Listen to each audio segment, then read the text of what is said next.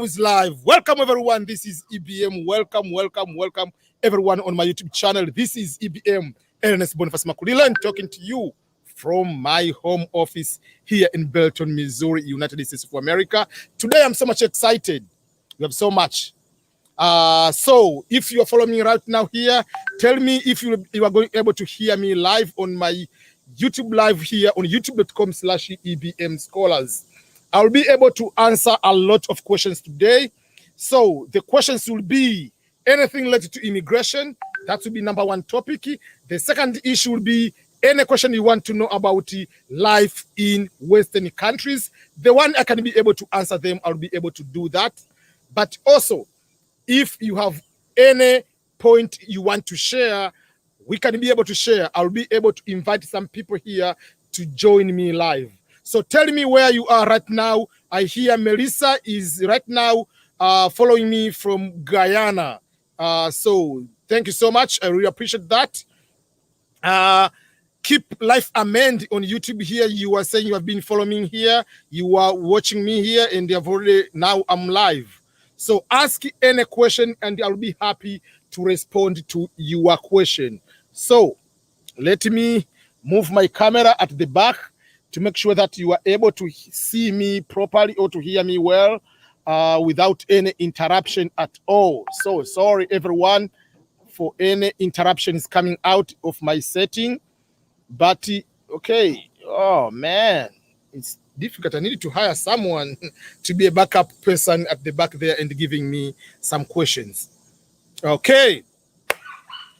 Oh, the dog's outside. Okay. Okay, let me start with some few questions from people, and also some people are watching me right now on my Facebook. There are two Facebook groups people are able to watch me live there. Okay, so if you want to check me on my YouTube, for the people who are asking, go on YouTube and type EBM Scholars. If you type EBM Scholars, you'll be able to see me if you are checking me now on my Instagram, and then you can be able to follow me very, very clearly on my YouTube channel. Okay, so the first question comes from Keep Life Amend. It says, I need your help, bro. I'm the V 2021 winner, married on July 2018 in the church. When I go to the government, they told me the date of marriage by the date you apply, which means two dates different in marriage. Okay, this is how it is. Let me ask you a question. If today you go to get your birth certificate, the birth certificate, the date of the birth certificate, it will be today's date. But it doesn't mean that you are born today. No. There is no problem to have two different dates. The date of the issue of the marriage certificate, it will be today, but you already got married many years ago. It's just like even if let's say you got traditional marriage 10 years ago, you go today to the church to get married today, the church will give the church's documents of marriage of today. But it doesn't mean that by law you have been married today. So for me, I don't see any problem. The problem usually is you already got married. You have the government certificates, which says you got married 10 years ago, and you apply the DV lottery, and it's saying that you are not married. That is the problem. But if you are married and what you are doing, you are going to do official registration. Let me give you an example. I have a company, EBM Scholars company is, let's say, is sole proprietor's company. 10 years to come, I decided to change to become limited company liability. I'm going to go to register in another formation. Yes, the new formation will be new information. So the government will register my company today as a brand new company, from individual-owned company to limited company by liability. But deep down, we know for sure the origin of the company is not today. When you go to read the history of McDonald's, McDonald's is not the real McDonald's today. It used to be something else. So that's what I'm going to explain to you. There is no problem at all. Okay. Edmund Muba, my initial namesake. EBM, how are you? I'm doing all right. Okay.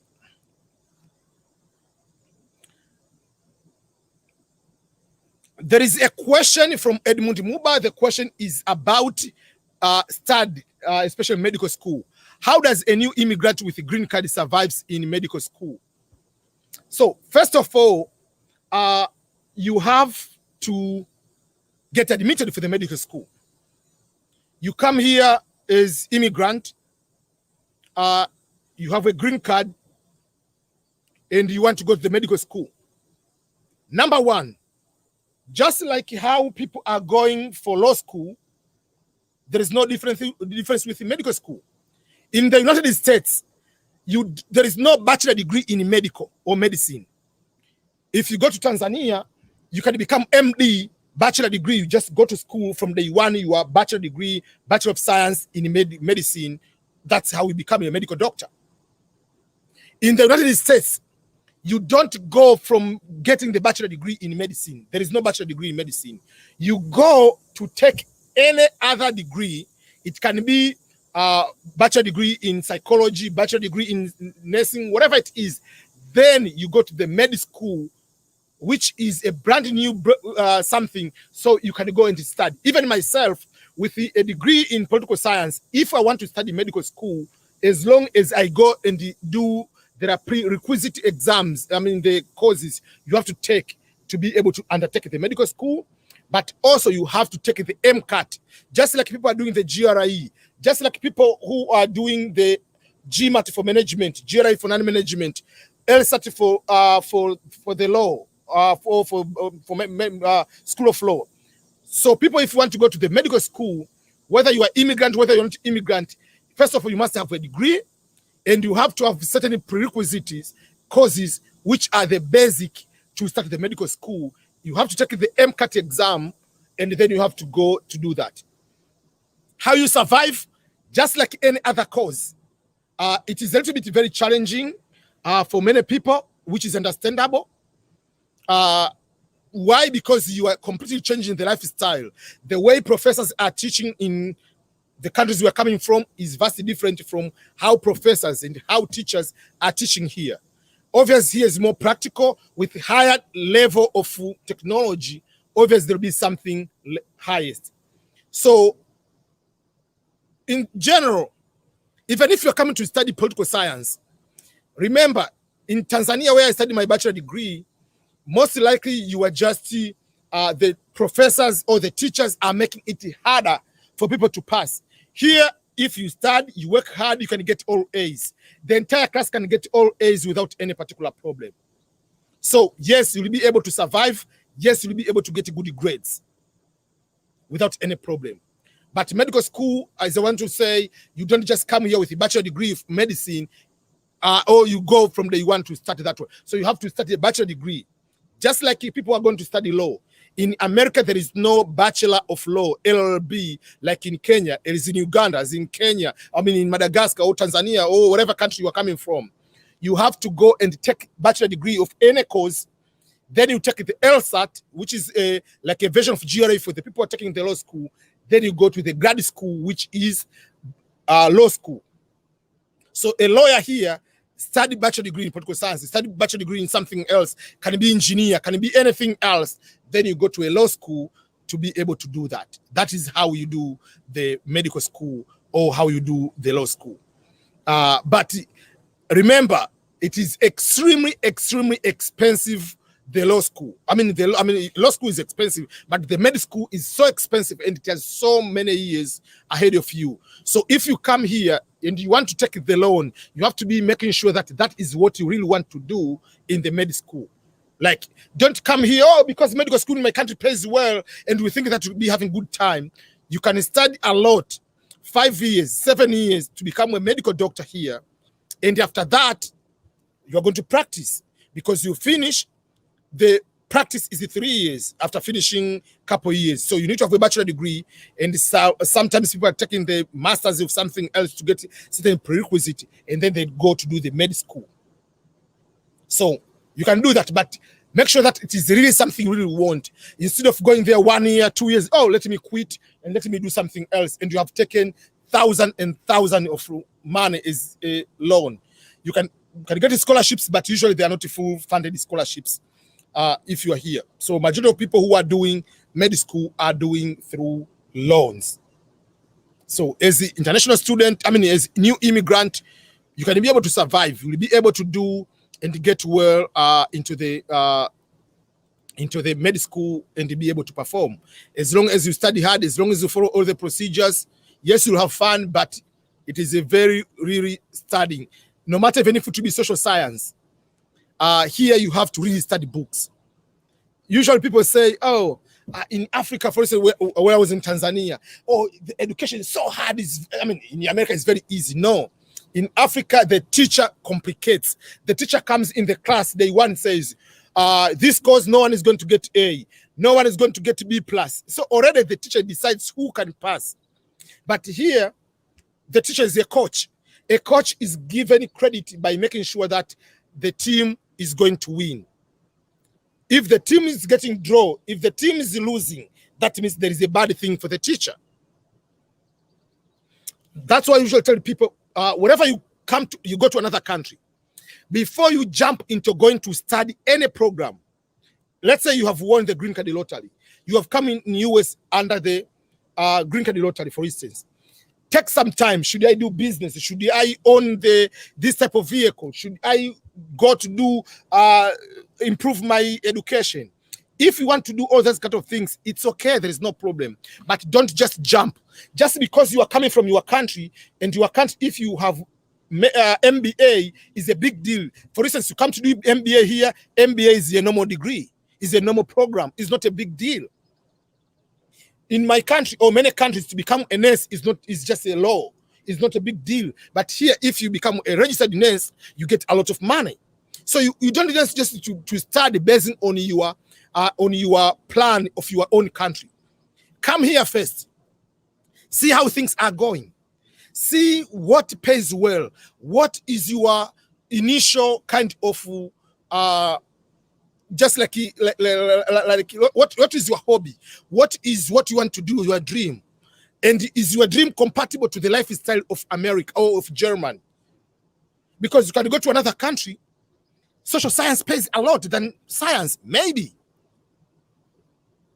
You come here, you want to become a lawyer, but you do not know much about American Constitution. You do not know much about this kind of, you are doing taxation in your country as a lawyer or a CPA, you just want to jump here, you want to do, no. Take time. See what qualifications can I do to be able to sustain the life here. So that is what I can advise you. So see what you can be able to do based on the realities. And even if you come here for a visiting, later you decide to go to school, just see what will be better for you so that you can be able to do well. So I think you have been able to answer that one very well. Someone on Instagram is asking is asking about which courses do you recommend? So someone has a question from Instagram.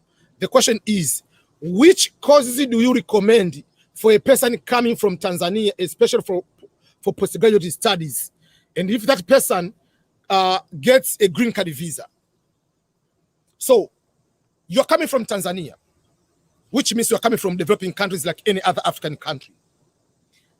Even if you're coming as a student, if you come directly as a student, is a different. If you're coming for green card, you're coming with a green card from day one. If you come as a student, the first question I usually ask someone: are you coming as a student to visit the United States of America, to study in the United States of America, and then you are going back to your home country? Or you come here, you want to study here and live here permanently? So, because as I've been saying to people, there are certain courses, they might be very practical, or they have a very high status, they pay very well in your country. Those courses are not necessarily paying well in America, not paying well maybe in Canada. Or there are courses, let's say you study a certain type of course. Here doesn't pay well, but here it might pay well depending on the course to course. Let me give you the example. You come in America. You come as, let's say, before you came here, you finish high school and you have maybe 5 years of work experience on doing odd jobs. Your aim is to get more money in America and to invest in your country. Let's give that example. So if that is the main goal, to come in America or to go to Canada to get money and go invest in your country, I will not advise you and come here and study political science and social science. First of all, I advise you just go and study to become a nurse or any medical health related programs, because those are the number one, which they have jobs everywhere.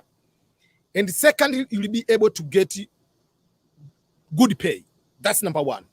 And you can have one full-time here, another part-time there. You can be able to do that. Another point is you can go to any science and technology programs. You can be able to get good money on that. Engineering, IT, computer science, they pay well.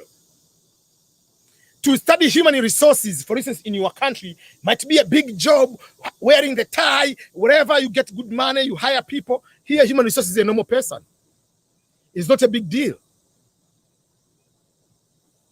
Lawyers, yes, they get good money depending on your capability, the firm you are working with, and how much money you'll be able to make. But let's say you're in high school and your aim is not to live here permanently. Your aim is to make money and invest in your country. I will advise you, instead of wasting time to go to study this bachelor degree, political science, MBA, find a way to become a truck driver. A truck driver in America or a truck driver in Canada is getting paid more than a lawyer in America. Is getting paid more than a registered nurse in America. Is getting paid sometimes more than a doctor in America. A truck driver who has just a high school education, your job is to drive those big trucks from one state to another state, or across from New York to, let's say, California. Those people, per year, they make minimum $100,000 per year. But they can make even up to 200,000, depending on how many years of experience you have as a truck driver. You go to a truck driving school, then you start doing the job. After doing the job, it reaches a point, the money is keeping going up and up. I'm planning to interview 2 people. There is one Kenyan who is a truck driver, but who can I say? That guy and myself, we married from the same family. That he married my sister-in-law, so he lives also here. So one day I'll bring here and interview him, and they can give the experience of the truck driver and how much money they make. They make a lot of money. They make a lot of overtime. They make a lot of extra pay.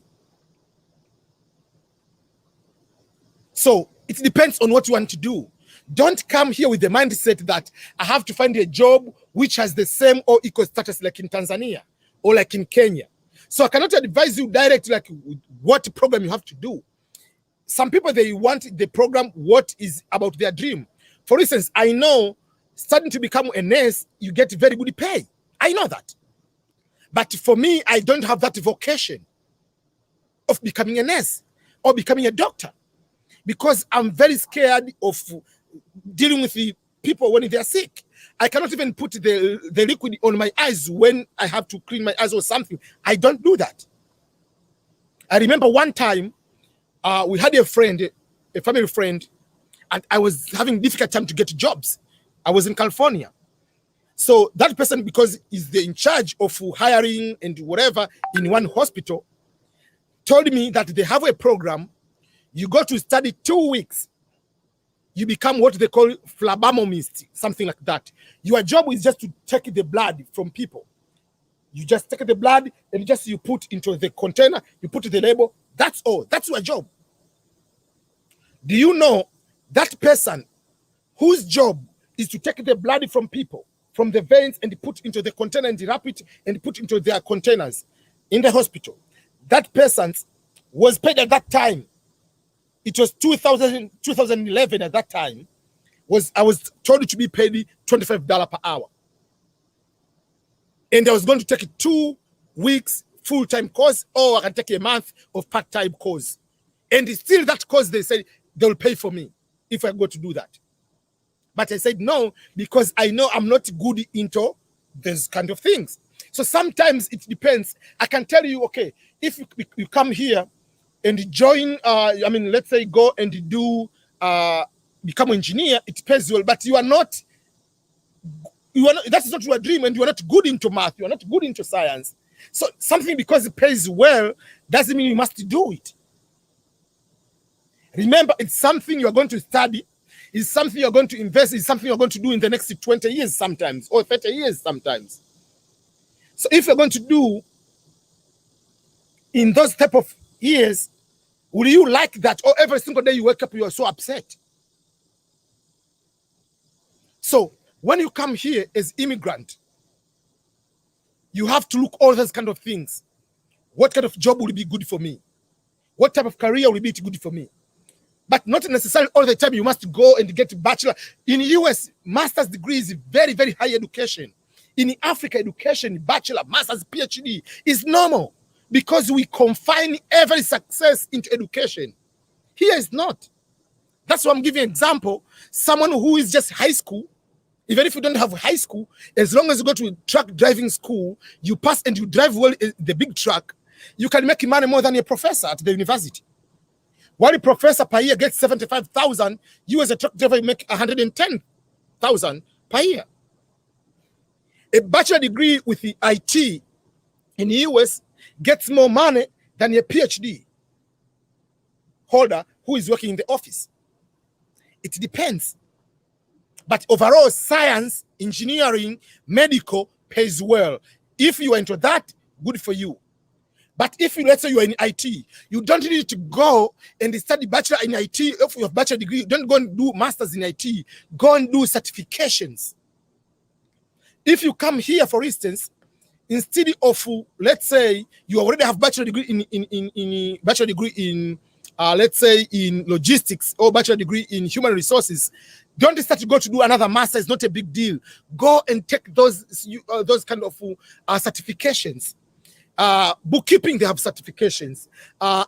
People in logistics, they have their own certification. In accounting, they have their own certification. So do certification in the field first of all to get that one. Let me give you another example. The thing which you don't need to have a degree on and you can make good money. You are going to do, you become a realtor. You are going to be doing selling the houses. You need to be able to go and read, study about the become a realtor in real estate, whatever. Take the certification in your state and find a job and start selling the house. You don't need to have a degree.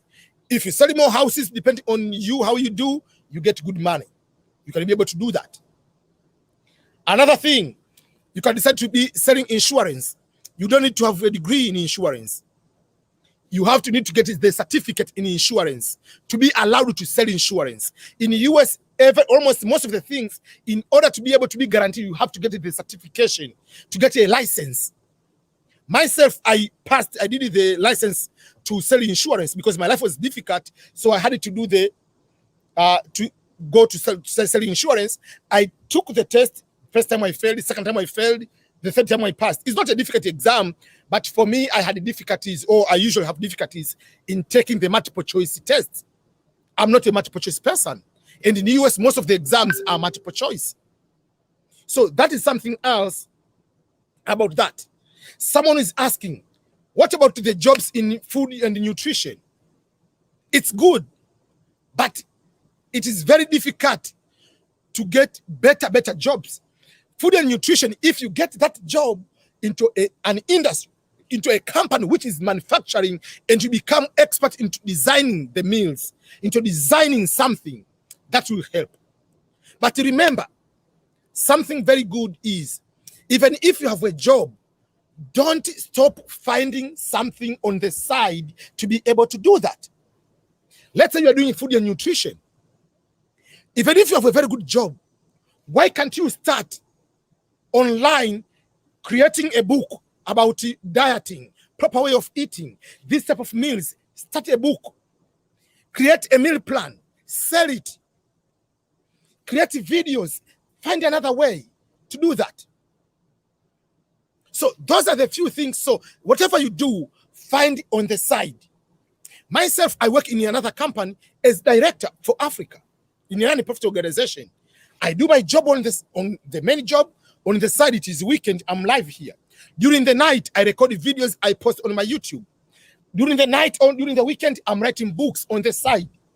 So doesn't mean you have to do everything on one time, working, and not do something on the side.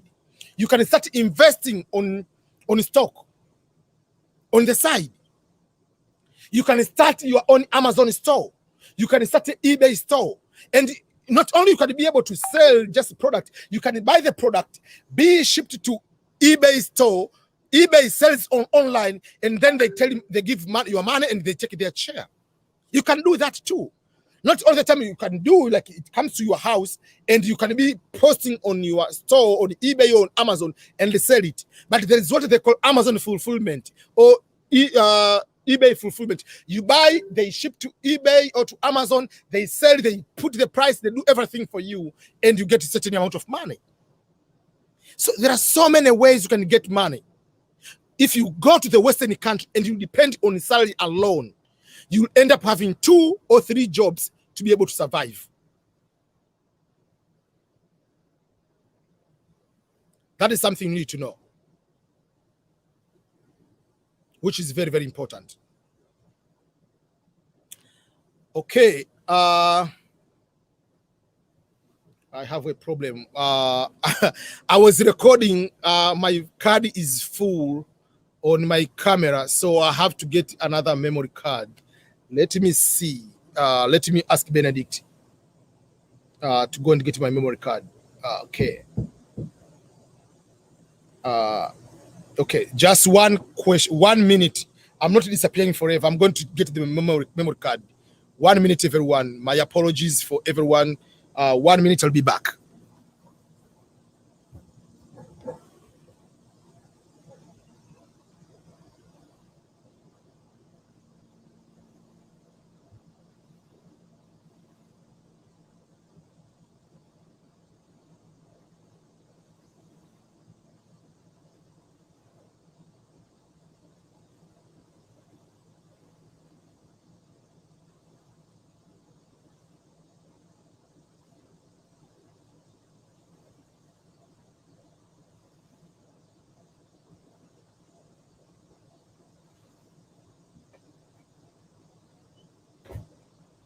My apologies, everyone. I'm back. I'm going to put my memory card, and then we are going to continue. Sorry.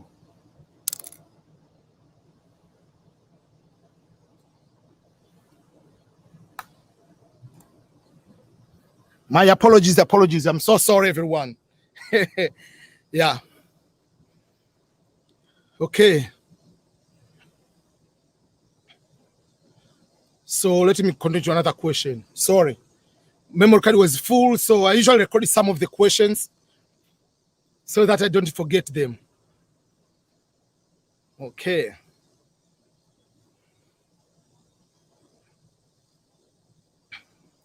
There is a question. There is a question on Instagram. The question is from Msha Pass. She's saying, "Hi, I'm the V2022 winner from Sri Lanka, and my case number is lower 1000. Is it okay to submit my DS260 in mid-September? Because I'm going to marry in September." Just wait until you get married, then you can be able to fill the DS260.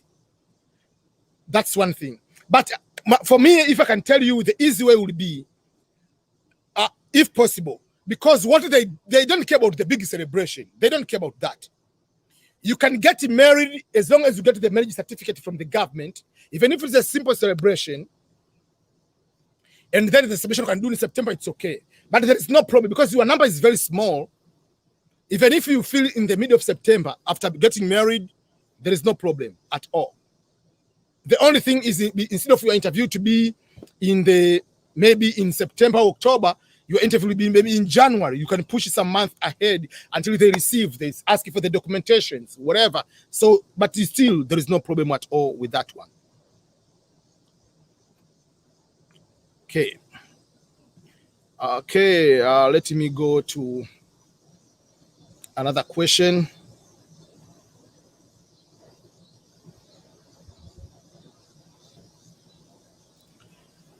Okay, thank you everyone.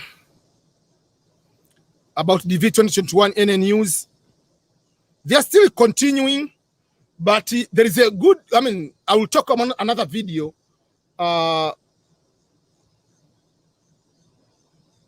Okay, let me answer this question first of all.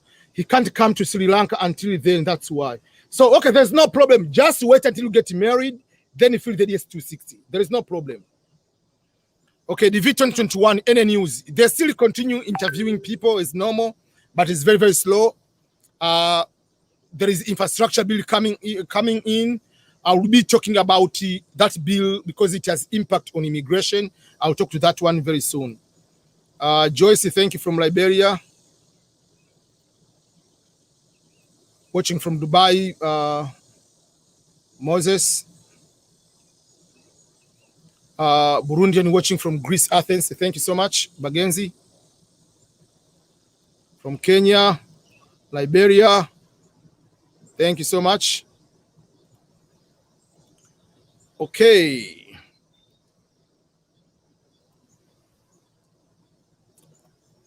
Oh, today we have now someone from Malawi. Andrew in South Africa, now in Malawi. Okay. Hi, I'm with the Winner 2022. My case number is 44,000. When do I expect interview? Interview will be around the April, May.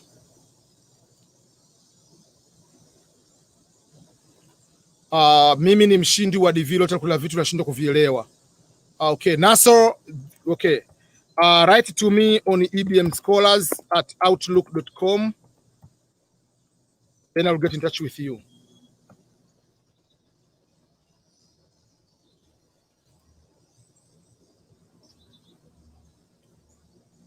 Okay. There is very, very good question from Kalebo Mutugi. The question says, my question is, for a couple that is applying and their kid is above 21, can they include the kid or he can apply separately? Number one, you cannot include the child who is 21 years old and above. The child must be under the age of 21 and unmarried. Two things, under the age of 21 and unmarried. If you add your child, you put the birth date, automatically will calculate if the child is 0 to 20. If the child will be 21, it will tell you you cannot add. On the computer, it will tell you you cannot add. So, for instance, right now is the year 2021. So, if someone is above 20, is 21, so divide, so it's supposed to be 20. It is 20 years ago. If the person, the day you apply, he's not 21, let's say October, your child, you are applying October 10, and your child is becoming 21 on October 5th, October 20, you are allowed to apply. If the child is not 21, no matter how many days left, even if it will be 1 day before, as long as the day you apply, it is not 21 years old, you are allowed to add your child. And if you win, the child will be 21, will be able to turn 21 even after that. You will be able to come with the child. But remember, the child must be under the age of 21 and unmarried on the day of application. If the child is under the age of 21 but is married, you cannot add that child. That is very, very important. If a child is under the age of 21 and that's your child who you are going to add has a child, you cannot add your grandchild in the application. So the grandchild will not come here because there is that situation. One person make a mistake. I'm the father. My child was having a child. It's a teenager. So the child took my name. So I added as my child. I said, no, you are not. Because you have to add your child. But if your child has a child, is not allowed to come with the child. So it's allowed to have a child, but the grandchild will not come with you. This is not a caravan route to bring everybody. No. It's father, mother, and a child. Not mother, father, a child, grandchild. No. It's mother, father, and a child are the one going to be included in the application. A child must be under the age of 21 and unmarried. If you win, the child was not married. The child is now married. That child loses the opportunity to come to America because he's married. If the child is under the age of 21 on the day of application, then you apply, you win. The child turns 21. Still, you can come with the child, even if he's above 21, because on the time of application was under the age of 21. So you cannot include your child. The child can apply on his own. But I want to give something very interesting about children in the individual application. So let's say your child is 19. You are a father. Apply. As a main applicant, you include your child and you include your wife. The wife, make sure you have a passport.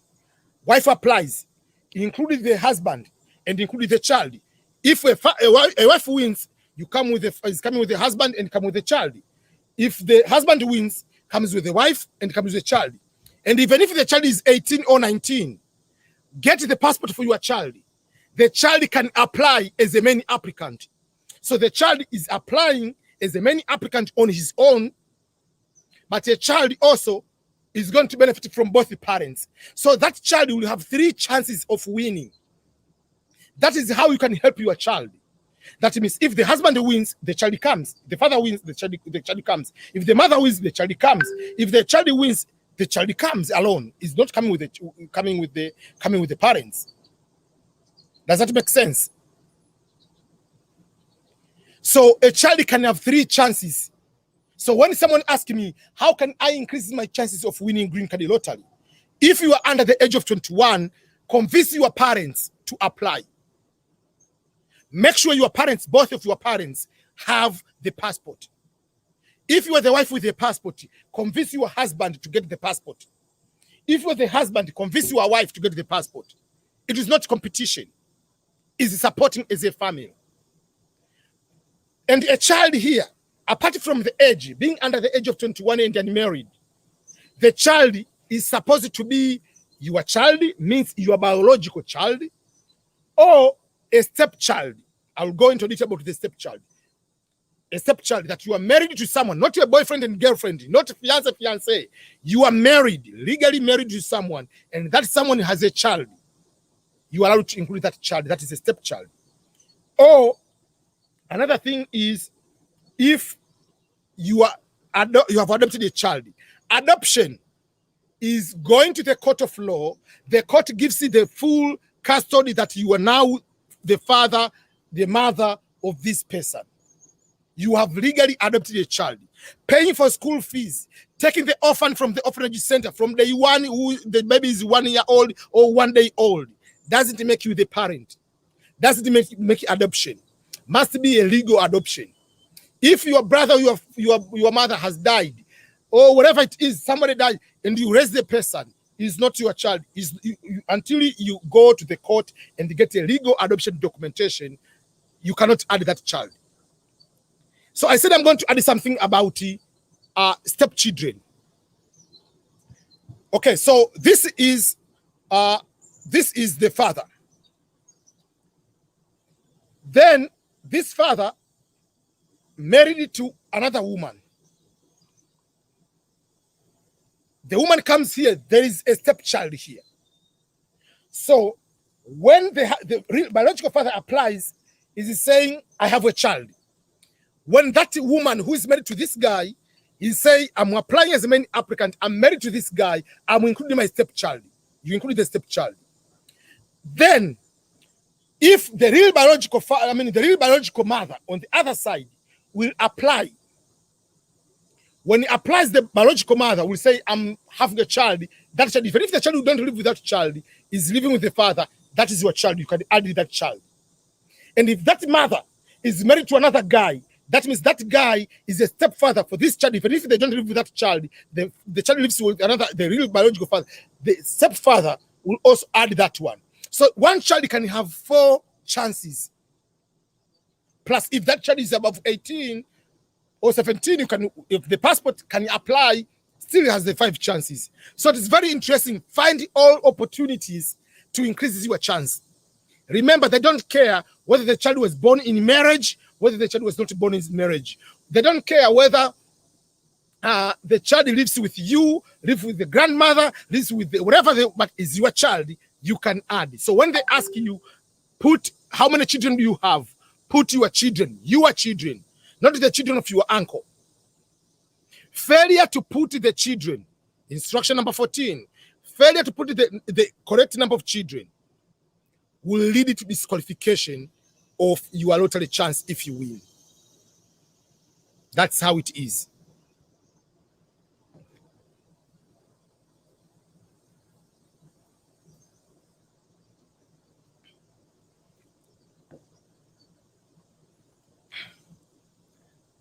There is a question on Instagram from Iskabri. The question is, does diversity visa lottery has limit of age, or does age increase or decreases the chances of winning? This is a very good question, because if you read the entire 18 pages of the diversity visa lottery instructions, there is no about the issue of age. They don't care if you are 100 years old. They don't care whether you are 1 year old. They don't care about that. Number one, let's start with that one. The random selection doesn't give any person better chance of winning or being punished, having less chance of winning. The issue is, after winning, yes, there are things that can favor someone who is older because of education, who is older because of the work experience versus a younger person. But in the lottery selection, the diversity visa selection is 100% random. They don't care whether you are 50 years old. They don't care whether you are 100 years old. They don't care whether you are a PhD holder or you are primary school education. This random selection of the diversity visa lottery is not like how it is in Canada, where there is merit-based immigration, that if you have bachelor degree, you get the points. If you have master's, you get the points. If you have PhD, you get this amount of points. If you have this age, you get this amount of points. If you are applying in Canada for merit-based immigration, if you are 70 years old, you have less points. Yes, it decreases the chance. But if you are 50 or you are 45 with 10 years of experience, you have more points. So in Canada, it's different because they use a point-based immigration system. It's not a random selection. But in the United States of America, the lottery is random selection. So the age doesn't matter. But for me, I can give you that even if the age doesn't matter, but there is, by implicity, there is the concept of age. Why? Number one, you need to have high school education.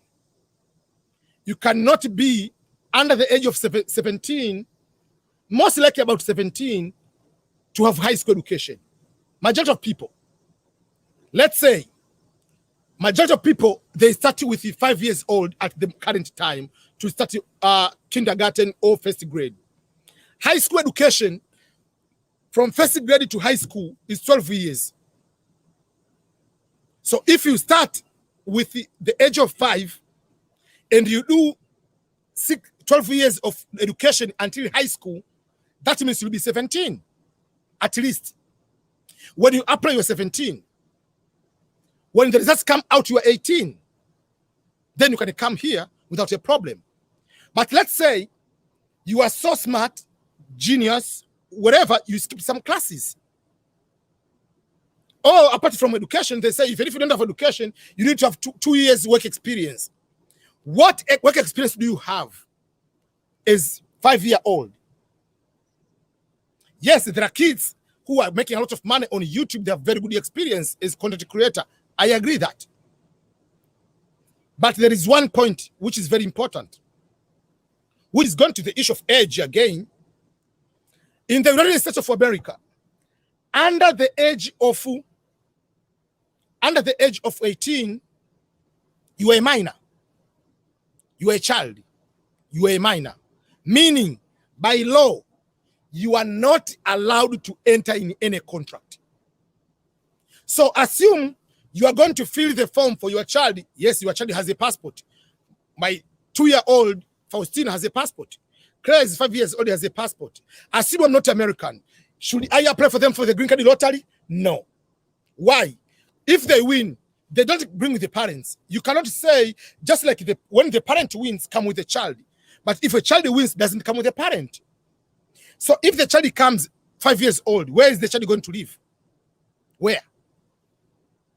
If you come here at the age of 14, 15, where are you going to live? Who is going to enroll you in school? You are a minor. Unless otherwise, the child wins and you give custody to another person, the person will be like the father to that child, because the child cannot sign any documentation, any contract by law, because he's a child. So for me, if you ask me what age is the appropriate age for your child to apply for the green card lottery, would be the age of 17. Why? Because until the results come out, until to come in America, the child will be 18. Oh, a little bit if he's 16 going to 17, you assume maybe until the results come out, until the time for the interview, the child will be 18, meaning the child will be high school already, finishing high school, or will have the vocational training along with the 2 years of work experience. That means when the child comes here is 18, can he be able to even to sign a lease to the apartment? Can he be able to get the phone with the contract? So for me, the minimum age will be at least 17. That means you have high school or you have 2 years of qualifying work experience.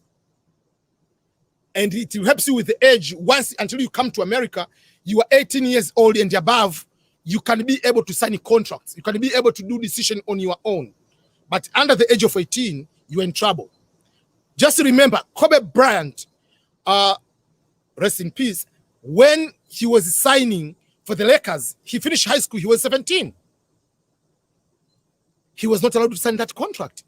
So the parents of Kobe Bryant, they are the one who went to sign the contract on behalf of Kobe Bryant. Even these kids who are going to join the military at the age of 17, they have to get permission from the parents. But if you are 18, you can sign the contract.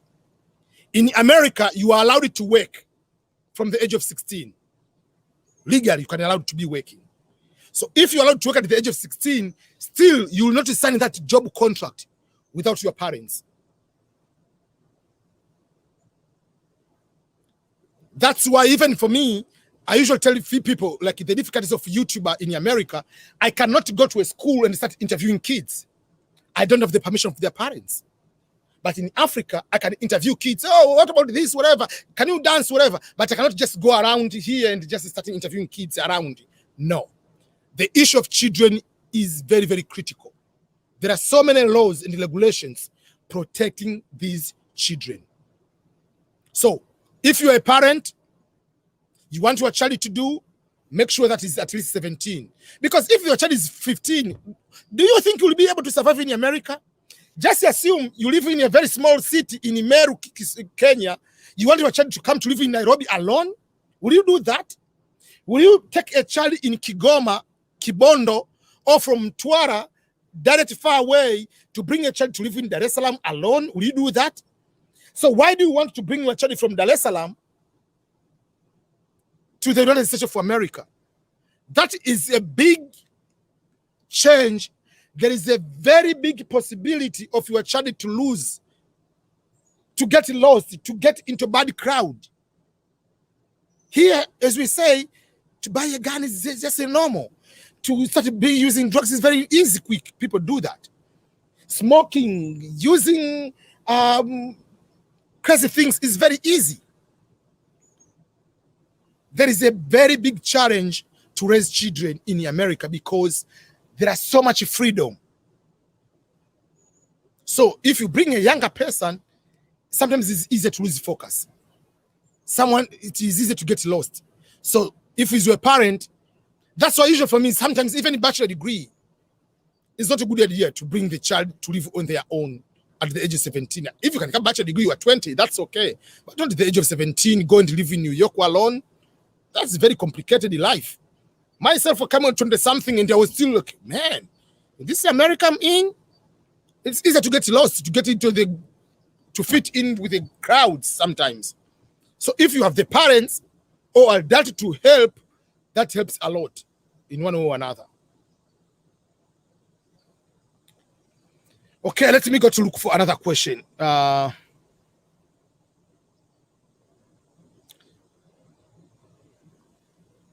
Okay, Coffee say your Instagram is more clear. Thank you. Because I was having a problem. I don't know whether I was live, I was doing Swahili until I get upset. So I decided to cancel everything, so I'm going on live on YouTube. So let me, I have to change the battery. Yeah, so, okay, so, okay. Usual, I have to do everything on my own. That's the being YouTuber. So, yeah, when you are a YouTuber, you have to do most of the things alone. Yeah, okay.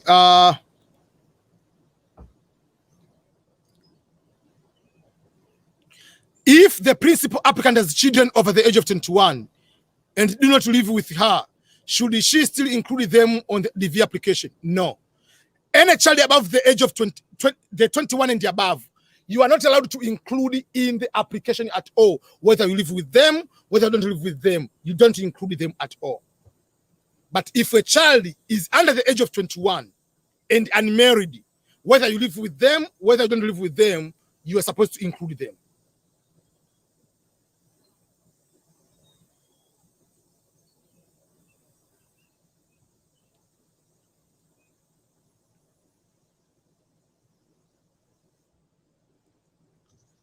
Joyce, you won as married means you are married.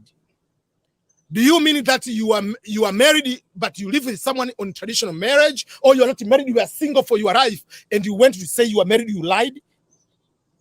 If you said you are married, you have to be married on the DS-260.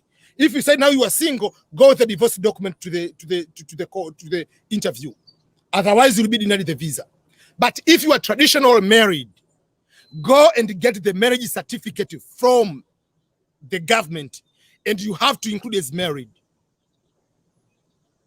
Go and read the instruction number 15 of the DV lottery. Putting someone who is not your spouse or wrong marriage what? Status, marital status, you will be disqualified. So if I understand some people, they say I'm married because you are traditional married by law of your country. Make sure you go and get the marriage certificate from the government. But if you are 100% single at your own home and you said you are married, you better show up as married with your marriage certificate. But you cannot go as you are not married yet. Why did you put married?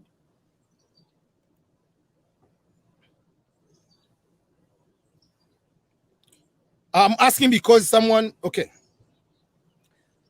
Let me discuss the issue about the interview. Because someone is asking, someone is in one country and want to interview in another country, appointment in another country. How does that work?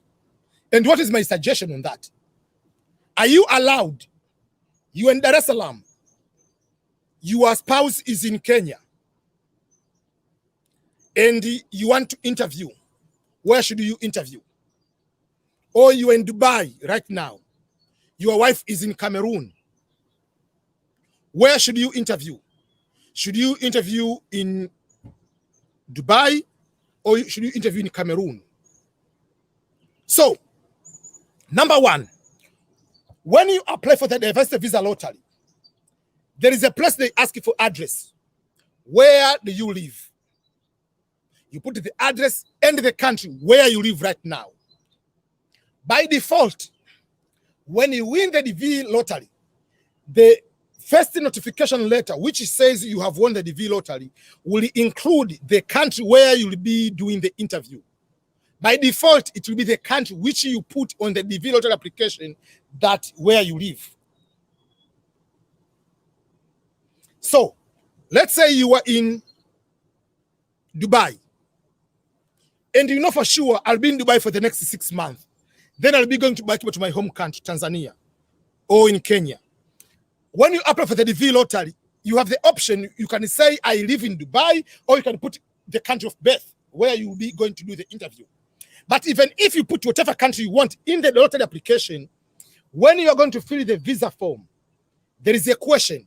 Where do you want to do your visa interview? So by default, that location will be there. You can change the location. You are allowed to change the location of the interview. But my usual advice is this way. It is better find which will be easier. Let's say your wife and children live in Tanzania, but you as the husband, you live right now in Qatar.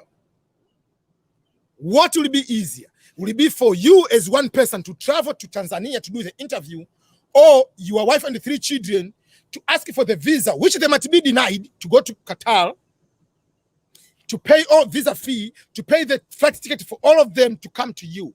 My advice will be easier for you to go to your home country and do the interview together. Let's say you are in England. Your wife is in Ghana. Or the wife is in England, the husband is in Ghana. My advice will be the one who is in the country where it is difficult to get the visa. Because to get the visa to say, I'm going to England to interview at the US Embassy, you might be denied that one. It is easier for someone from England to travel to Ghana to be interviewed together and then all to come to America. So find the easier one, the country which will be easier for you to all go to do the interview. You are allowed to change. But remember, there are now with the COVID, there are so many restrictions on going to different countries. So if you live, let's say, in Italy, and your relative or your spouse is in Africa, to travel to European Union or any Schengen now is very, very complicated. So if you wait, oh, they'll come to me, good luck with that one. They will be denied the visa. Or they'll say, you must have the vaccination, and they don't have the vaccine. What will happen in that situation? They will not be able to join you for the visa interview. So those are the things you need to understand. They happen. So choose the location you prefer, which will be easier for your spouse and derivatives, other derivatives like your children. It's up to you. I cannot tell you, oh, choose this way. If it happens, it's up to you. But choose the easy one. If you are single, it doesn't matter where you are. But if, let's say, right now you are single and married and you are in Dar es Salaam chilling, oh, I want to do the interview. Let me go and do the interview in France. No. Do the interview where you are. You don't need to go to another country and do that kind of interview. Does that make sense? And this has been showing it to some people. Some people, because of the COVID, they say, oh, here in Kenya, the interview is getting slow. Can I change my location of the interview to Turkey? Yes, you can change, but are you going to be given the visa to go to Turkey? What if they deny you? You cannot say, okay, KCC, change me another location. Remember, to get this lottery is a privilege. It's not your right. You can go to the visa interview, they can deny you. They can decide not to send you the information to go to the interview. So don't complicate. Don't put difficulties in this journey. Make it easy as possible. Make it as smooth as possible. So that you cannot come to, you have already spent the money. Until you go to the interview, you've already paid for the medical for yourself and your family. And the day you're showing up for the interview, you've already paid for the visa fee for everybody, even if the person is 1 day old. You've already paid for the transportation to go to the interview location. So make it easy. Make it a smooth process. Don't complicate. You think that it's your right. No, it's not your right. Getting the visa, any type of visa in the United States of America, it's a privilege. You cannot go to the court that, oh, I want to go to study in America. I had the admission at Harvard. I had this. I had whatever bank statement. They denied the visa. No. They cannot do that. So whether the interview is a slow process in your country because of the COVID, take a chill pill, relax. Because you might go to another country location, they might have another type of pandemic lockdown. So take the process, let it go. And then you'll be able to do that. So that is something else. So if you have a spouse in another country, you can do that. Related question to that, someone asked a question on Instagram right now. Is Kabari. If by the time I'm applying for the DV lottery, I was married, but when the results came out, I'm already divorced and engaged in another relationship, what will the status be? Number one is, when you are divorced, you must be divorced by the document from the court. Not divorced because someone got to live to their home. That's not the divorce. You must have the legal documents to get divorced. Engagement is not recognized in American law. You cannot, okay, now I'm engaged. If you divorce today, tomorrow you get married by law, yes, you can come with your husband or your wife. But being engaged, having whatever celebration of engagement means nothing. It's just like any relationship, boyfriend and girlfriend. So if you get married to another, get divorced, have the legal documentation, you finish one marriage, you are in another marriage. Yes, you can update the DS to 60, you come with another person. There is no problem. Whether the person is in your country or in another country, they don't care.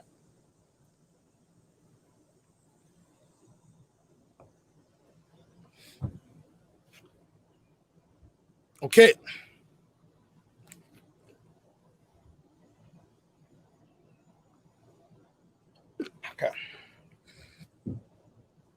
Okay.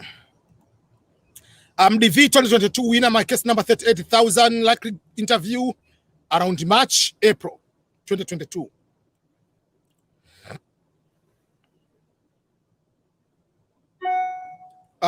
Muhammad, you are saying, I can fly to US. I have winner the V 2020. Could you change it into the scholarship? Few things. Number one, the V 2020. Remember, by law, that one is over.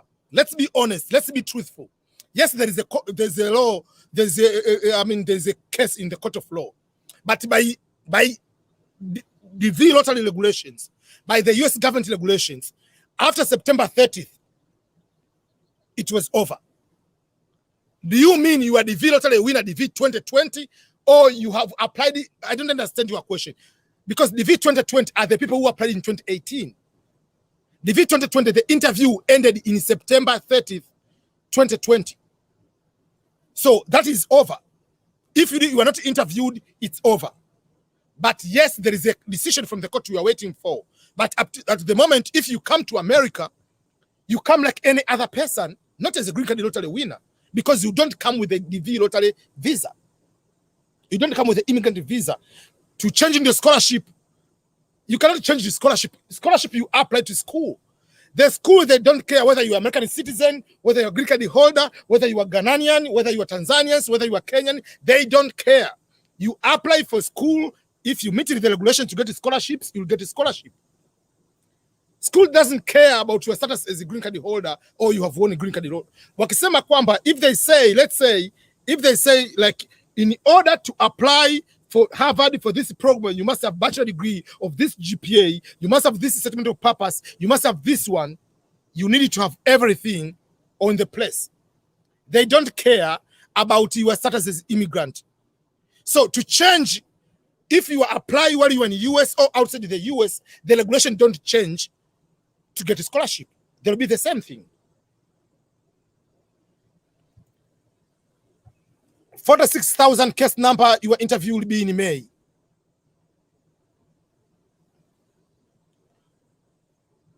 Or you are talking like 46,000 number, Muhammad Ayub, DV 2021-2022.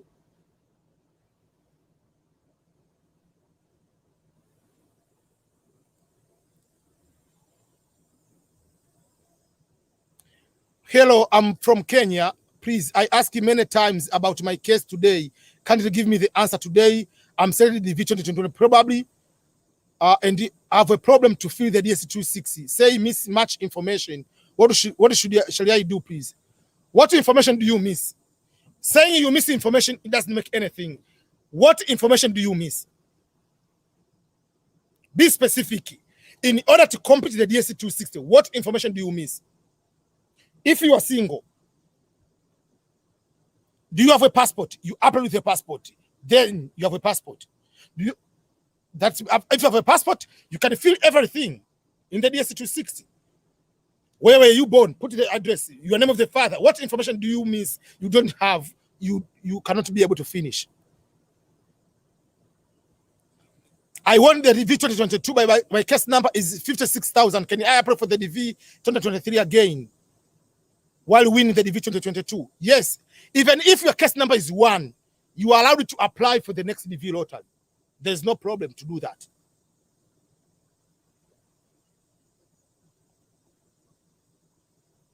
Thank you so much, Itafazwa. Hi, EBM. How are you doing? I'm Zimbabwean watching all the way from South Africa. Aberun, around the 29,000 case number. When should I expect the interview? Are you the V winner in Africa or in Asia? If you are in Africa, your interview will be around March, April. If you are in Asia, your interview will be in June or July.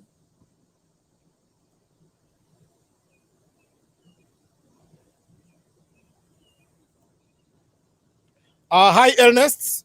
If I win the V lottery and I have not done high school, but I'm self-employed, is it okay? Is it okay? Can you give me your WhatsApp number? I'm not giving you the WhatsApp number because people abuse my WhatsApp number. That's number one. But yeah, if you don't have high school education, you need to have 2 years of work experience. Experience can be self-employment. There is no problem. But not selling 5 tomatoes outside your house, you say that is self-employment. No. They want to see the real business. And the registered one, you have to register that business. Not to come there, I have a kiosk, and your entire sale for a month, you get a profit of $200, and you say that is a business. No. Hi, EBM, I'm secondary high school graduate. ZTM has to get appointment letter for your interview. I don't understand your question. My interview, I'm high school graduate. Is it important to get appointment letter for your interview? Interview for me to interview on YouTube or interview you to go to the embassy? I don't understand your question. Sorry. Hello, bro. Any problem if the date of birth of my parents is wrong? They don't care about the date of birth of your parents. It's not a big deal. But I did send an email to KCC to unlock DSC to correct it in DV. Okay. Birth details of your parents is not a big deal at all. No, they don't care. Even if you put the year wrong here, because sometimes you might estimate, you might not know exactly the date. It's not a big deal about your parents. But you, if you have a wrong date of birth of your birth or of your child, that is a different story.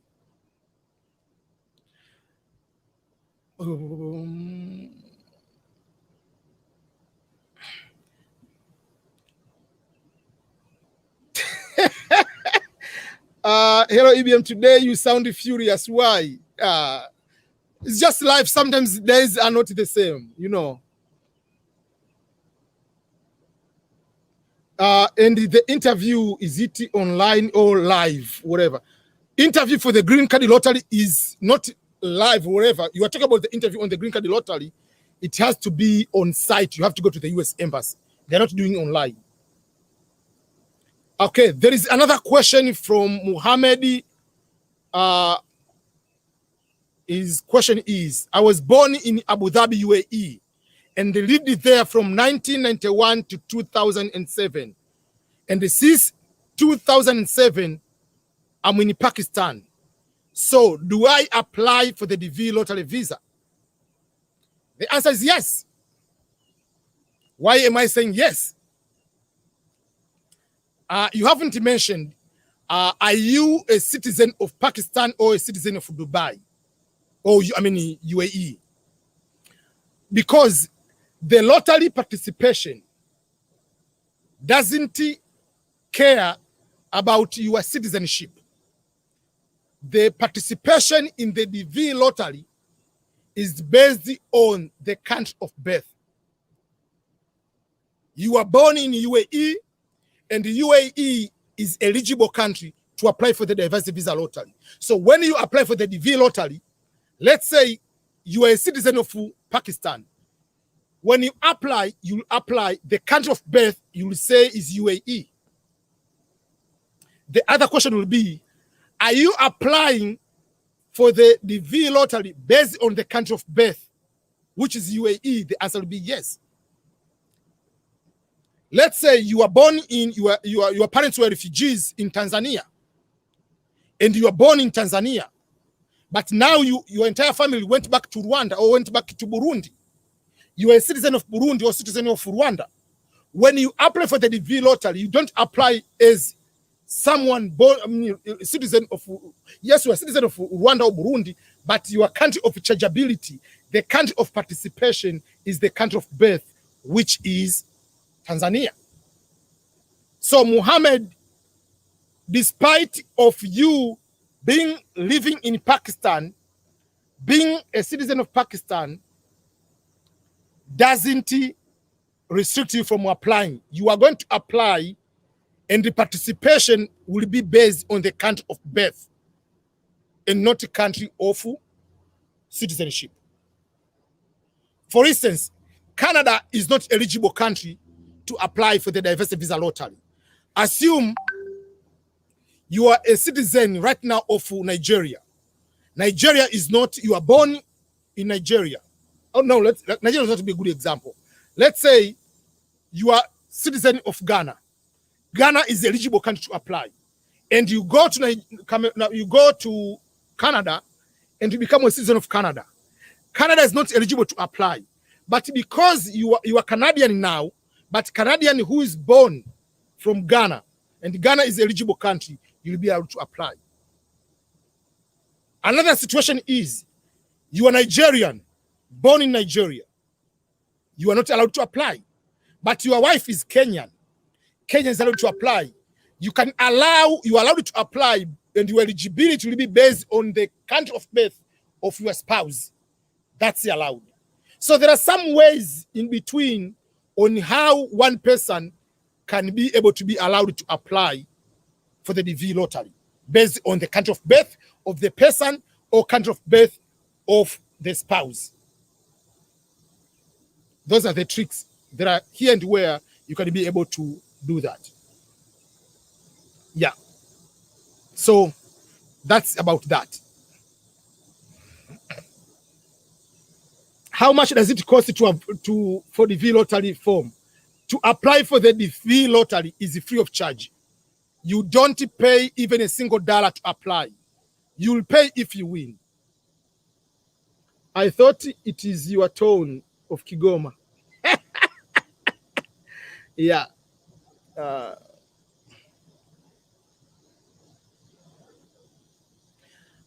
If you choose some university courses during the application, when you are going for the interview, which education certificate do you take along? You take your high school and you take your transcript. If, let's say, you are second year, obviously you have results for the first year and the second year. But if until the results come out, you graduate, you go with the full transcript as a graduate. Yeah.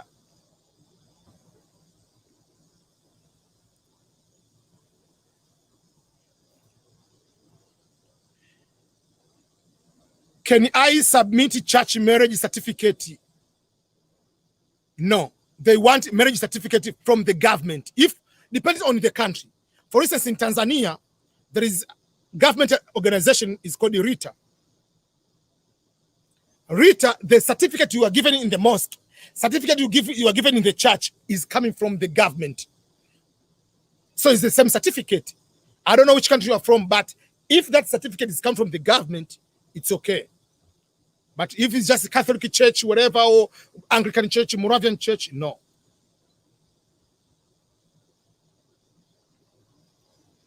EBM, will your derivatives also need a police report? If you are derivatives, if your spouse, yes. Your child, if he's 16 years old and above, yes. Any child under the age of 16 is not allowed to have police clearance.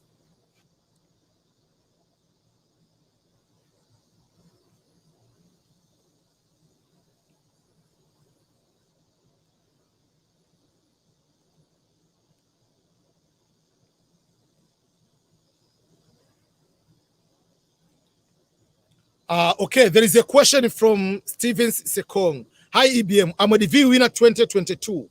I'm legally married, and by playing, I declared my wife and my stepchild. I would like to know the documents to produce the embassy for my stepchild. Birth certificate,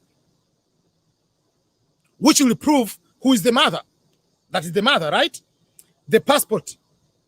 It doesn't matter the name of the child. It will continue to have the name of the child of that the other father, or the child changes the name to yours. It doesn't matter. The point is, the mother will prove that is my child. To prove that is your child is the birth certificate. How do I prove that it is my child? Two things. I can have birth certificate, or I can do DNA. So the documents required will be the birth certificate and the passport of the child. Those are the. Well,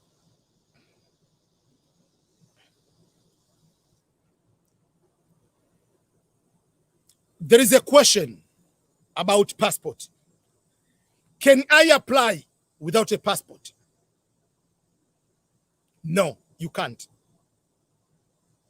I have a video giving more details about the passport.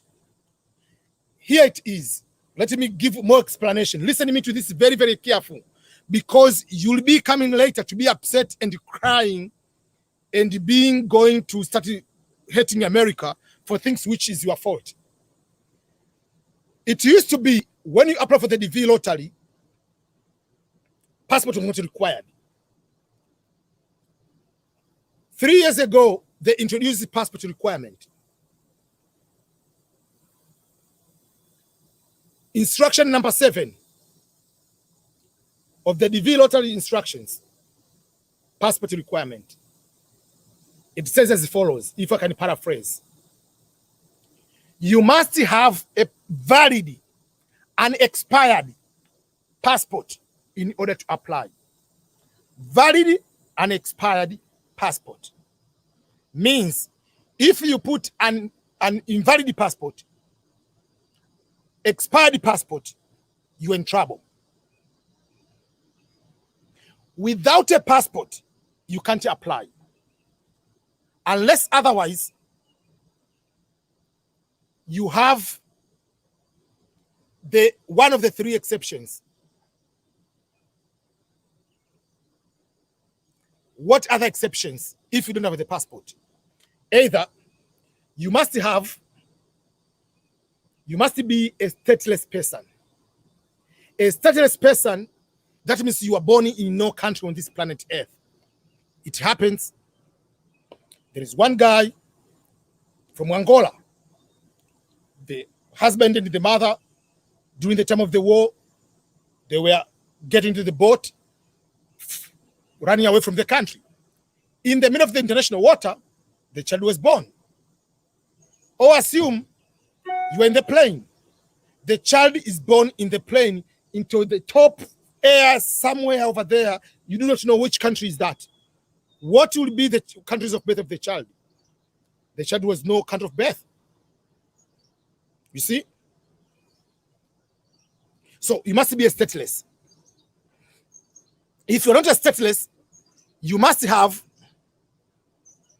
a waiver letter from the Secretary of State or the Secretary of Homeland Security from the United States of America that you can apply without a passport, which you don't have that certification. The third exemption is you must be coming from a communist-controlled country and you are not able to get the passport from the communist-controlled government. I know your country is not a communist-controlled country. So for that particular case, you don't meet any of these three exceptions. Don't apply with the national ID. National ID is not a passport.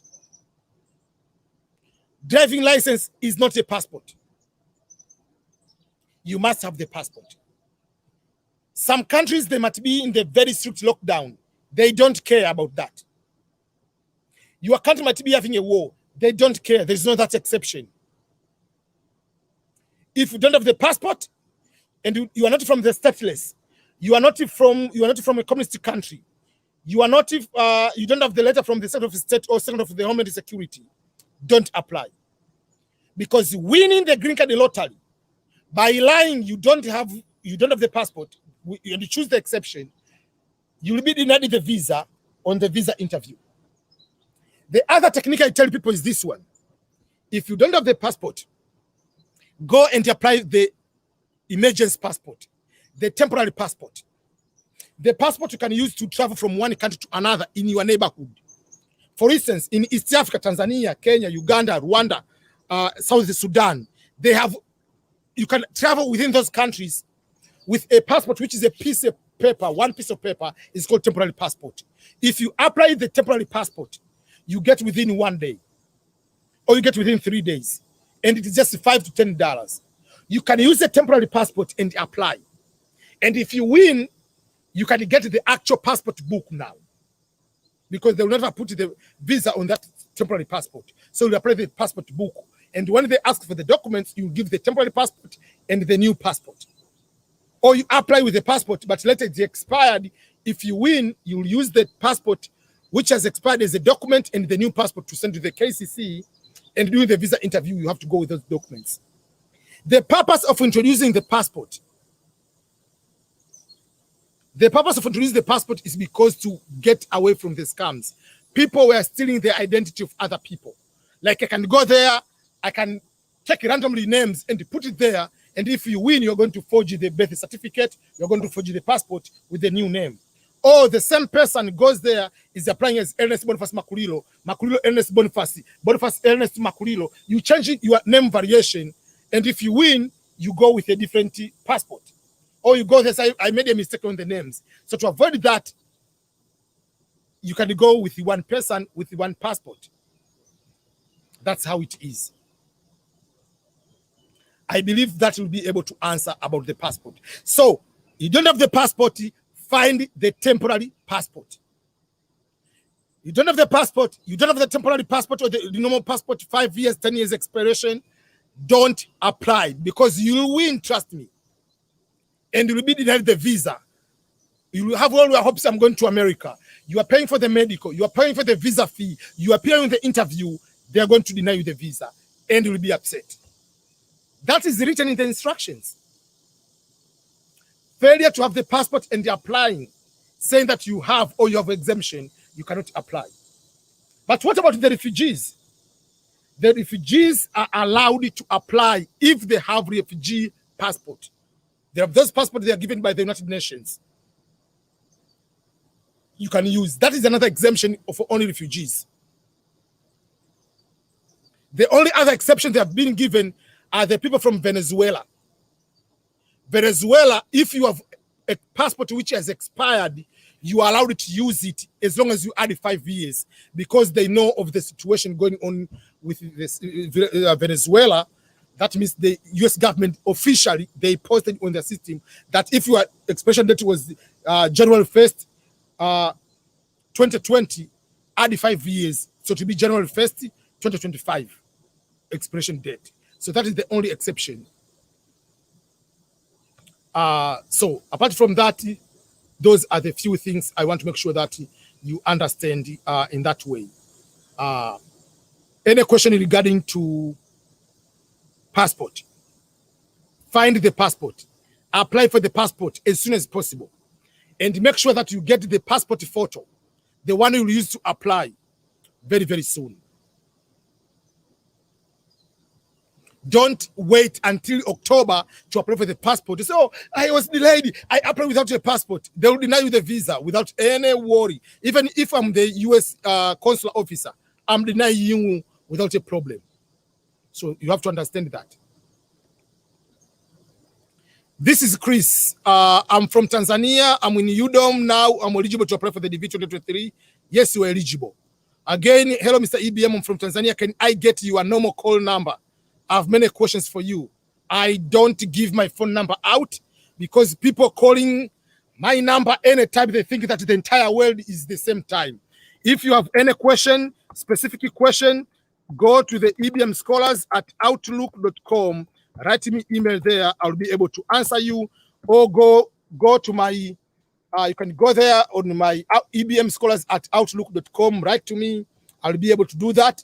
Or go to my Instagram, send me the DM, but it will take some time to respond. Remember, I have over 10,000. If I include my DM on my Instagram, I include my emails, the chat on my Telegram, I have so much things I have to respond.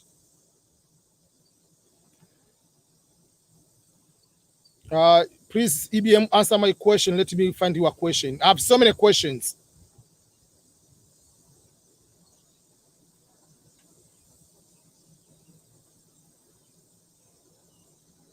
I have so many questions here, so I'm trying to get which one. Can you post again your question? Okay, I'm just trying to find your question here. I don't give my WhatsApp number, people. I did that mistake and I learned in a hard way, so I changed the number later.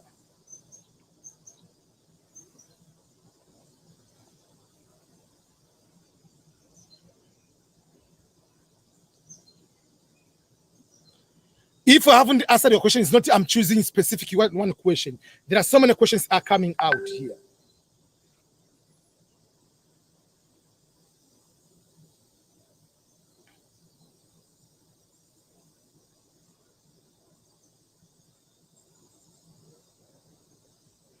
Okay, David, your question is,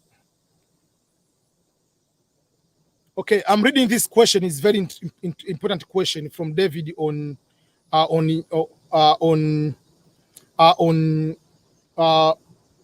Instagram. Okay, this is a very scenario which I try to explain to people. Hi, EBM scholars. Last year, 2021, I applied for my friend and he was selected. The problem is when I applied for him, I put him single and no children, and yet he has 3 children and wife. Number one is this one. That was wrong. No matter what, you have to put the information as children. The wife-wise, you can have exception. Because you can say, oh, I put it single because my wife, we were living together. I was not officially married. I didn't have the marriage certificate. But you cannot say you have 0 child while you have children. That, oh, I didn't know I have a child. No. That is a very big mistake. I will explain to you why. I did this because when I included the wife and 3 children, the form couldn't submit. I kept saying page could not load, try again later. It didn't do that because you were taking longer time to fill the form. That is the problem. People, they want to fill the form. Let me go to edit the photo. But you need to have every information to fill that one. Page could not load it because so many people are applying for the DV lottery. So for that particular case, the more longer time you use is going to the time is going to expire very soon.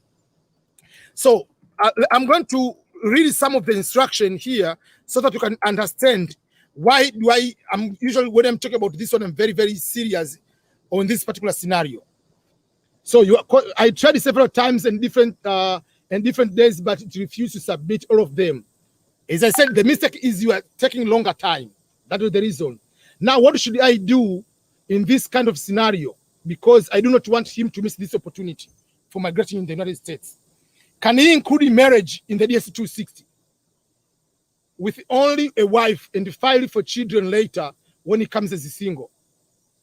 Stay in America like for 1 year. Number one is currently you say is traditional married. Number one, he has to go and really get married. He has to go and get married right now, officially. That's number one. And he can include the wife as married today. So if he gets married today, so the answer will be he got married after the DV lottery results came out. But he will never involve that he has children. In that way, he can come himself and the wife. That will be something number one. In that particular way, the children, not after 1 year, it will take you 5 years later. Because to file for your children, if we file as a green card holder, the question is, green card holder, if you file for your child, it takes 2 to 3 years. But because you're coming here by lying that you have children, they look, how did you get your green card? You say you get a green card, but you said you have no children. Why do you have these children right now? Does that make sense? That will be a problem. So it will need you to become a US citizen and sponsor your children. And you can become a US citizen after 5 years. That's the reality. Or come again as a single, wait until you become a US citizen, go and get married to your wife, whatever, legally get married, and adopt those children, which are already your children. I don't know. But that is the biggest mistake. This is the instruction. People are making a very big problem, and they end up messing up all the time. Let me do this way so that people can say, oh, EBM is not lying to us. I want to make sure that people are going to understand when we are talking about these as serious problems. For people who are, while you are watching me on Instagram, but I'm going to share the screen here so that people can be able to see. People can be able to see a little bit something I'm going to share right now on the screen. On the screen, people are following me on who are following me on my Instagram. I cannot be able to see, but I'll be able to read now on the screen. It reads as follows. Okay, if you go on the instruction number, oh, just 1 second. Let me go to the. Why did I mess up again? Okay, sorry. Okay, let me go to the instructions. Instruction number 13 and 14. The marital status. Let me start with the children so that you can understand. Let me start with the children. Number 14, number of children. List the name, date of birth, gender, city or town of birth, and the country of birth of all living unmarried children under the age of 21, regardless whether they are living with you or intended to accompany you or to follow you to join you to the United States, usual, or should you immigrate in the United States in that way. So the children should be all natural living or legally adopted or stepchildren under the age of 21 and married. Failure to list all your children who are eligible or listing someone else, someone who is not your child, will make you ineligible for the DV lottery. And your spouse and children will all be ineligible to be given the diversity visa. That is instruction number 14, number of children. Spouse, marital status. You can put unmarried or married if your US is not a US citizen or US citizen, whatever, all those kind of things. There is no girlfriend, there is no whatever.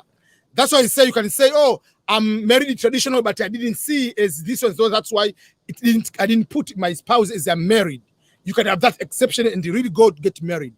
But failure to list your eligible spouse or listing someone who is not your spouse will make you ineligible as the diversity visa principal applicant, and your spouse and children will also be ineligible as diversity visa derivative applicants. Does that make sense so far? That is the instruction. That's not me. So that is a big trouble. You can take the risk, come alone, and it will take at least 5 years to bring your children. Once you become a US citizen, it will be difficult for them to take out your citizenship. But if you apply as your green card holder and still apply that, oh, by the way, I was having children, the US government has authority to strip out your green card status. They can do that if they want. No matter what situation, if you have children and you don't put them, better not to apply at all. Than applying, then you win, and then this happens. It will take at least 5 years. Yes, for the wife part, the person has a chance. The person can go and legally get married now and include the wife that I got married today, and this is my spouse. But you cannot say I have a child. And 5 years to come, even if you're a US citizen, why do you say you have a child now? Why? Can you explain to that? That will be another complication, legal battle. So the cost you are going to get, you will spend over 10, 15, 20,000 US dollar to the legal fees to make sure that you can bring your children later. And that is after 5 years for you after being US citizen. The quicker way will be you come here, join the military, get citizenship right away, and then partition. Because if you join a US citizen, US military, you'll be given citizenship right away. That will be the easy way to get citizenship. Apart from that, you have to wait for 5 years. Then you can do that. So that is the reality, which is to do that. Is it mandatory to fill spouse detail? Because I don't understand nowadays. I don't understand how nowadays. Yes, it is mandatory. It doesn't matter whether you like one another, what terms you have. If you are legally married to that person, it is a must.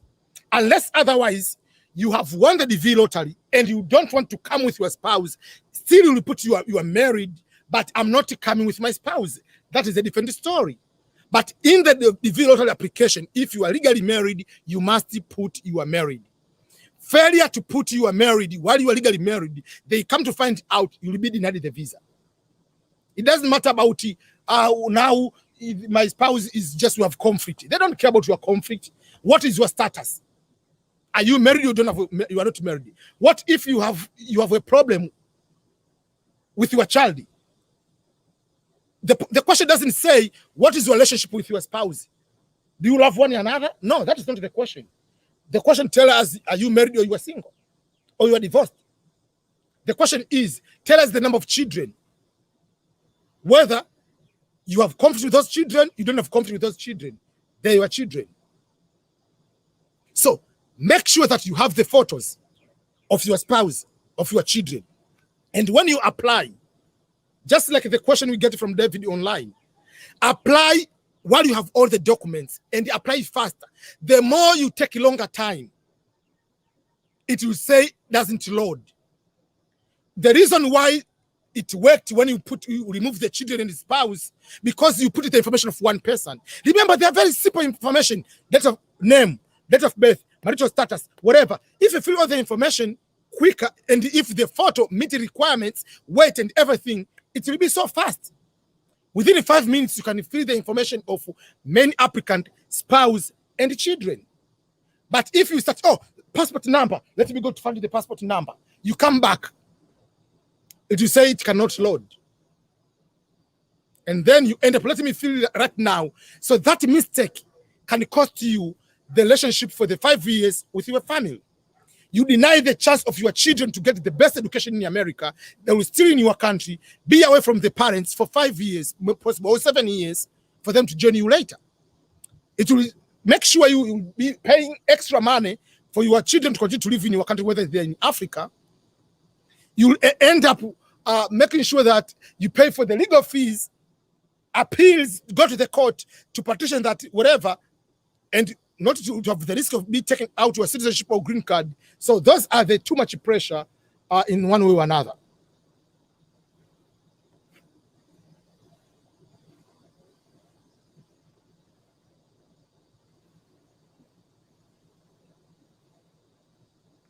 Okay, Lawson, say your question. What is your question? I have so many questions on Instagram. I have questions on YouTube. I have questions everywhere. What is your question? I don't see your question. Can you repost your question on Instagram?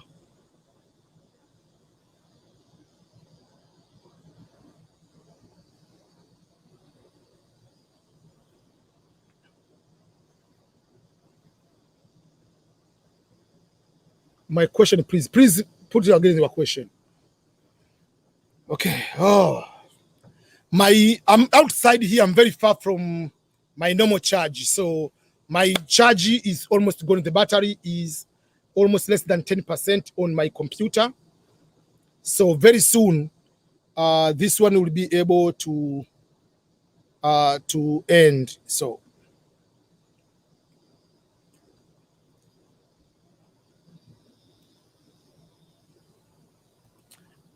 when will the V2022 process and request the documents? I've already sent the message that they are going to start this next week. These 2 weeks they have to send it because what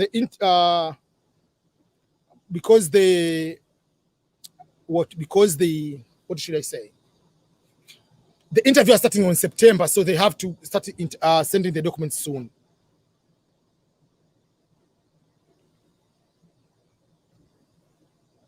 Okay, I have a question, EBM.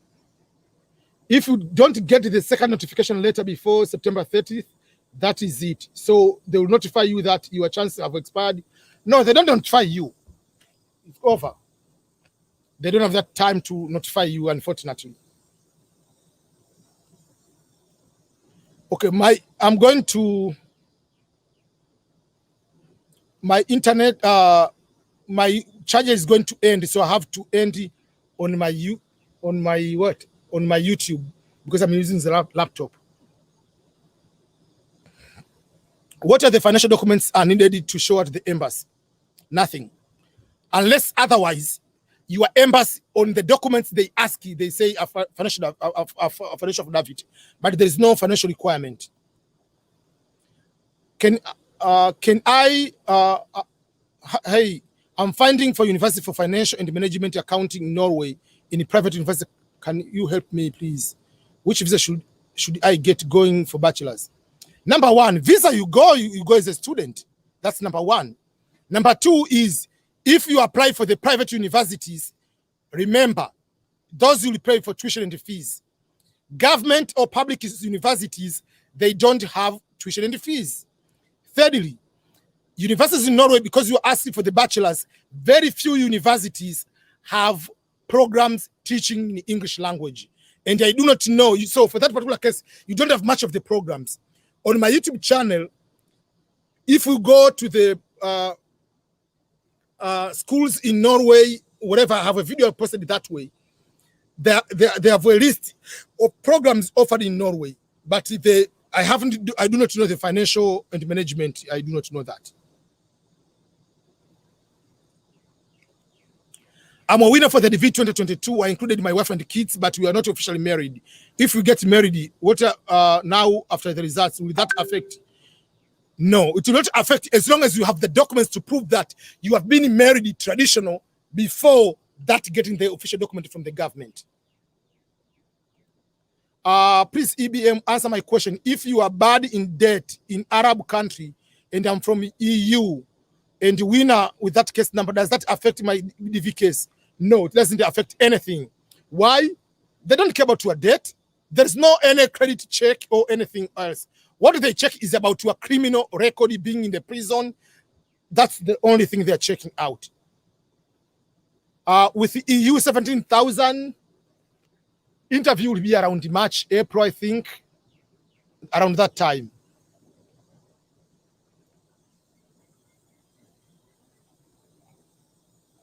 Okay, there are so many questions, people.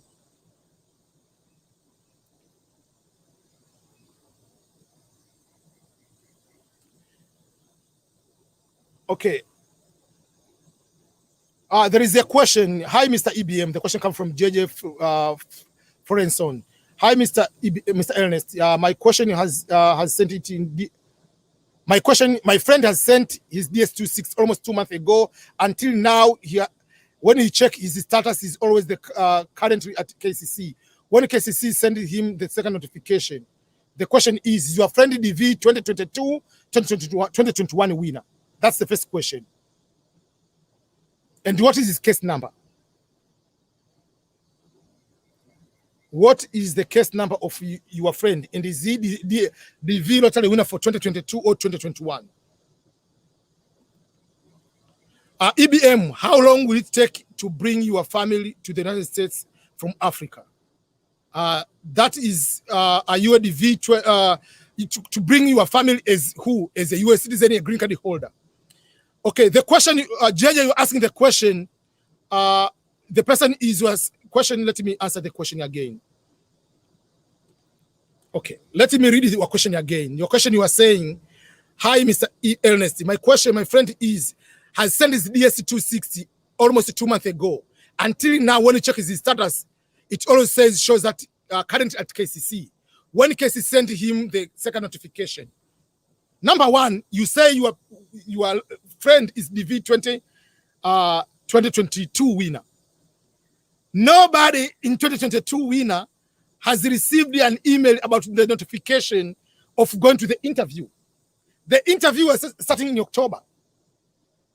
Up to now, if you check your status, yes, will be in KCC. It is not on the visa center. No. Because they haven't processed anybody for the DV 2022. People should calm down. You are the DV 2022 winner. Even people to receive the email, send the documents. They haven't sent the documents email yet. They haven't asked to send the documents yet. You are the DV 2021 winner, 2022 winner. After applying, wait for the documents. The documents, nobody has received the documents. They are starting sending the documents probably this end of July. And for the people who have the smallest case number, because those people should go for the interview in October 1st. October 1st, they are starting interviews for people with a case number between 1 to 1,000, 2,000 for Africa case. So if your case is 20,000, what should they schedule for your interview? The visa bulletin for October hasn't come out. Why should they give you the interview date? So the person should wait.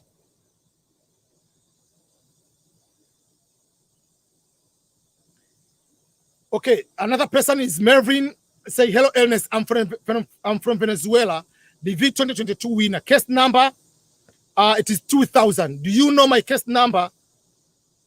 My many cases are for SA, for South America. So your case number for 2,000, I haven't checked usually how it is, but for Southern America around that time, around December or January, you'll have your interview around that time.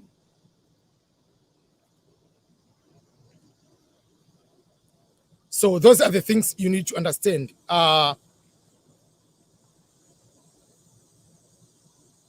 Another thing, do underweight matter in a medical test for the DV 2022?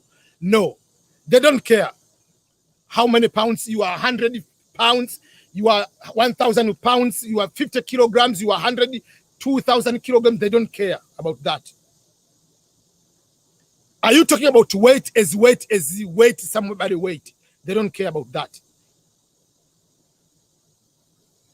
Should you pay for affidavits of support form before documentary qualified? I don't understand your question. Number one is you don't pay for affidavit of support. Affidavit of support is a document, someone to say, I have money to support you if you come here. You don't pay anything. Affidavit of support is a free form. You don't pay. You don't pay anybody. And if the embassy of your embassy requires that document, you will show the document at the embassy. Not anybody needs that document. Okay, so those are the few things I want to ask about that one. Africa, the 2020.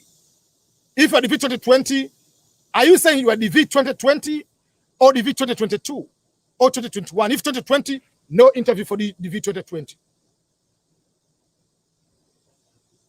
We know for sure the DV 2020 is over, unless others the court decides otherwise. But DV 2020, forget about that, continue through our life until the court makes other decision, which we are waiting for that decision.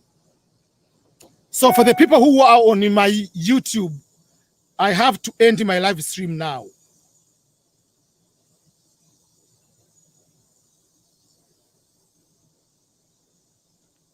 When is the limited time to submit? Submit. I don't understand the question. Someone wants the link to read the DSC instructions. I'm going to post it here on my comment. You can do that, the instructions. What about the DV 2020 remaining case now? When will it be processed? They are not processing until the court decides. Out of the court, nobody is processing DV 2020. Nobody.